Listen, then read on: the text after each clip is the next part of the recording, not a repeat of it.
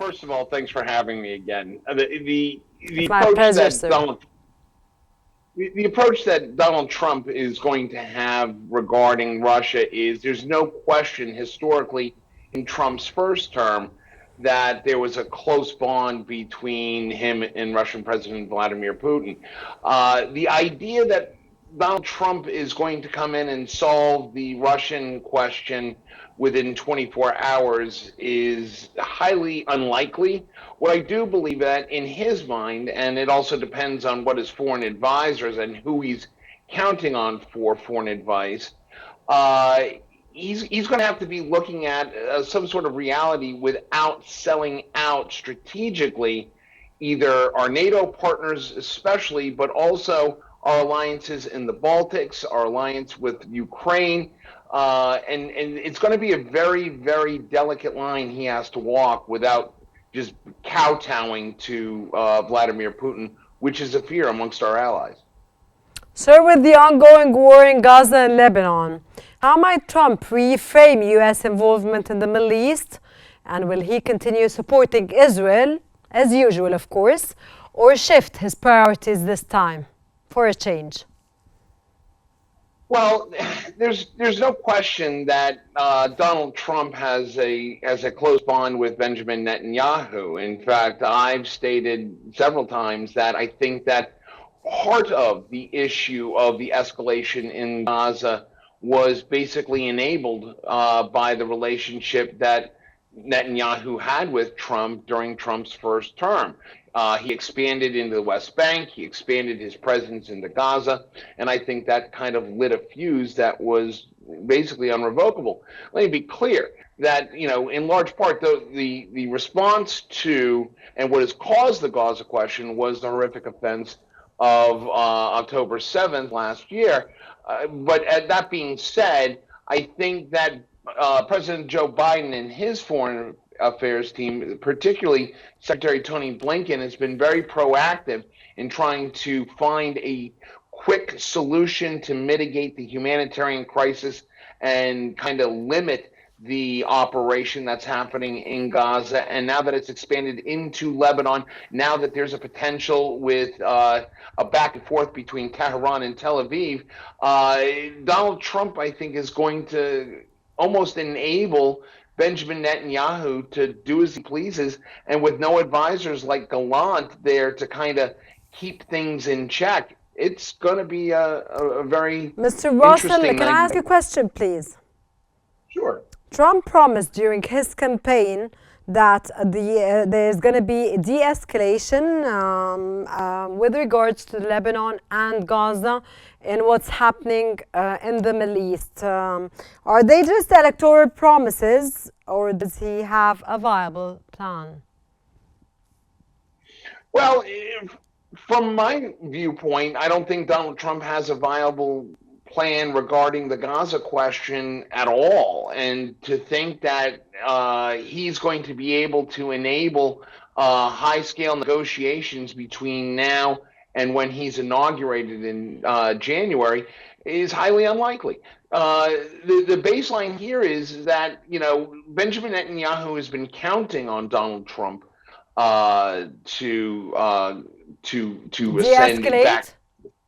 Well, he's been expecting Donald Trump and hoping that Donald Trump would return to the White House and the Oval Office, giving him a little bit more leeway to conduct his operation in the Middle East the way he sees fit, whereas a Kamala Harris would have put more pressure on minimizing the military operations. The Donald Trump factor here is key for Benjamin Netanyahu. The question is the Israeli people going to continue? We're seeing a lot of buzz and a lot of unrest happening in Israel regarding this. They still don't have the hostages out. Donald Trump says he wants to get the Americans and the hostages your out. concern is narrative is the Israeli people and the detainees. It's not about the Gazans or what's happening there or the atrocities and genocides there. No. You're okay with it? Hold on. No, hold on. There are many succinct parts in analyzing the Part Gaza of what, sir? question. Part of civilians and children and women? Hold on.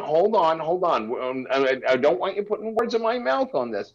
I have been very I was just clear asking on you. I'm many not putting outlets. any words on your mouth, sir. Okay, I understand, but what I am saying is that on one side, when you ask about the Trump effect, it focuses on the Trump effect and the relationship with Netanyahu, whereas the Biden effect, which has been very minimizing and mitigating an expanding humanitarian crisis.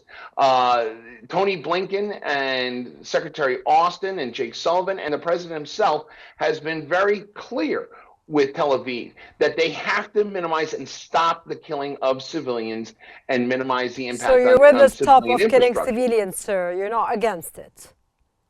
Am I against it? Of course I'm against the killing of civilians. I have been very, very open about my position on the situation in Gaza.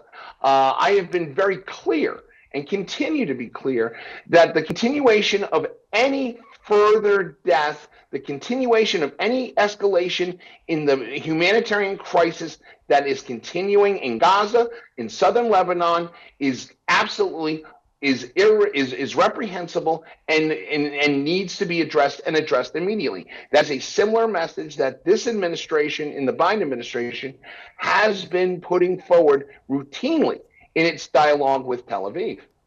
Okay, sir, thank you for your narrative on this issue. Now we move to another foreign issue with regards to Trump. How will Trump's stance on sanctions and unpredictable foreign policy affect U.S. relations with Iran and Russia? And what's his approach to the Iran nuclear deal and North Korea? Well, we can start with Russia first. The sanctions against Russia. He said in 24 hours he's going to end the war, sir. Yeah. I mean, that's not going to happen. I mean, basically any sort of negotiation is going to be delicate. He's not going to end the war As in the 24. President of the United States, he said that. Well, he said a lot of things that have not come to fruition. We have to take what Donald Trump says with a grain of salt. What I will say is that depending on who he brings in as his key national security advisors, if you look at a Rick Grenell who has extensive experience in working with NATO, working as the former ambassador to Germany. He was a close national security advisor to Donald Trump in his first administration. He's a very practical diplomat and a very smart and savvy strategic thinker. He could be very helpful in getting the Russian invasion of Ukraine mitigated very rapidly, but I don't think it'll be in 24 hours. If you're talking about Iran, he said so, sir. Iran. Well, I'm sorry. Sorry, he said so. Well, I mean, again, when you talk about what Donald Trump says and what actually happens, there's a lot of political rhetoric that happens coming out of Donald Trump.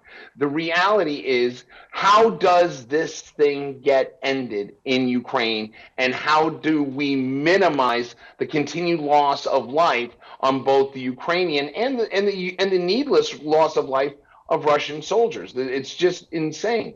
This is, again, something that was started by Putin, who has a very close relationship to Donald Trump.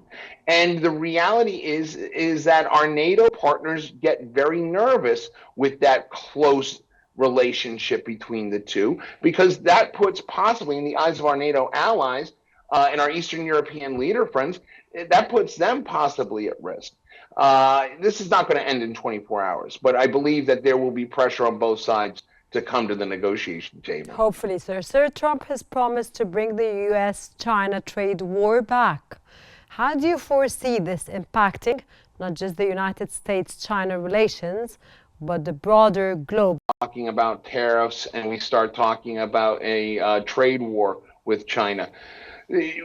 I've been very, very vocal about a position that we've taken in the idea of that there is now a mutually assured economic destruction situation going on between Beijing and Washington.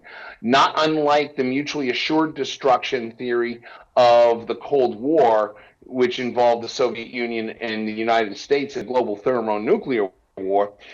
there's an economic mutually assured destruction that's in play here with China. What we've seen is the U.S. has become so dependent on China in the just in time logistics system that we have here that we expect $300 flat screen TVs. We expect $80 pieces of furniture. We expect $20 clothing. When that is manufactured and produced and shipped from China to the United States. Our economy is based on that.